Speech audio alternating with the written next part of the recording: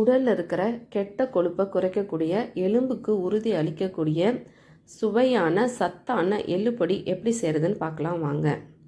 இதற்கு ஒரு கடாய் எடுத்து கடாய் சூடானதையும் 1 டேபிள் ஸ்பூன் எண்ணெய் ஊற்றிக்கலாம். நம்ம முழு ரெசிப்பியுமே இந்த 1 டேபிள் ஸ்பூன் எண்ணெயில் தான் நம்ம வறுக்க போகிறோம்.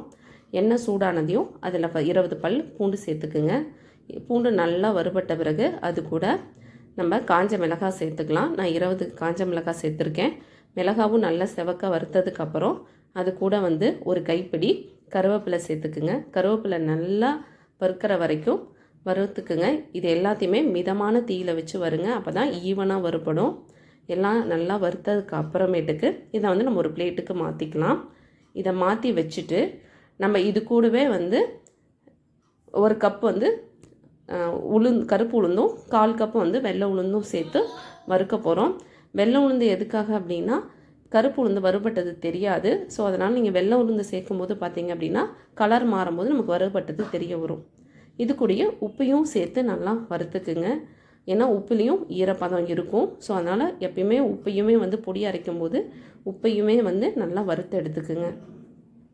வறுத்து எடுத்ததுக்கப்புறம் இதையும் நம்ம ஏற்கனவே வறுத்து வச்ச பொருளோட சேர்த்து வச்சுக்கலாம். ஏன்னா நம்ம ஃபஸ்ட்டு உளுந்து வறுத்தது அதெல்லாம் அரைச்சதுக்கப்புறம் தான் நம்ம அது கூட எள்ளு சேர்த்து அரைக்க போகிறோம்.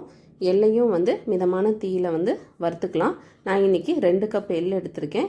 எள்ளை மிதமான தீயை வச்சு நல்லா வறுத்துக்கலாம். வறுபட்டு தான் பார்க்கறதுக்கு பார்த்திங்க அப்படின்னா எள்ளு வெடிக்க ஆரம்பிக்கும். அந்த டைமில் நம்ம அடுப்பை ஆஃப் பண்ணி ஆற விட்டுறலாம். எல்லா பொருளும் ஆனதுக்கப்புறம் நம்ம இதை மிக்ஸி ஜாருக்கு மாற்றி அரைச்சி எடுத்துக்கலாம். ஃபஸ்ட்டு உளுந்தையும் கருவேப்பிலை இதெல்லாம் சேர்த்து அரைச்சி எடுத்துக்கலாம். இந்த மாதிரி குறகுறப்பாக அரைச்சி எடுத்துக்குங்க. ரொம்ப நைஸாக அரைச்சிடாதீங்க. அதுக்கப்புறம் நம்ம இது கூட எள்ளு சேர்த்துக்கலாம். எள்ளு நல்லா வறுபட்டு இருக்கும். வறுத்தீங்கன்னா மட்டும்தான் குறகுறப்பாக உங்களுக்கு கிடைக்கும். இல்லைன்னா எண்ணெய் விட்டுரும். அதே மாதிரி அரைக்கும் போது நீங்கள் எப்பயுமே வெல்லம் சேர்த்து அரைச்சிக்குங்க. அப்போ தான் டேஸ்ட் நல்லாயிருக்கும். இப்போ பார்த்தீங்கன்னா சுவையான எள்ளு பொடி ரெடி. நீங்களும் இதை உங்கள் வீட்டில் ட்ரை பண்ணி உங்கள் இட்லி, தோசை, சாதத்தோடு சேர்த்து சாப்பிட்டு பாருங்கள்.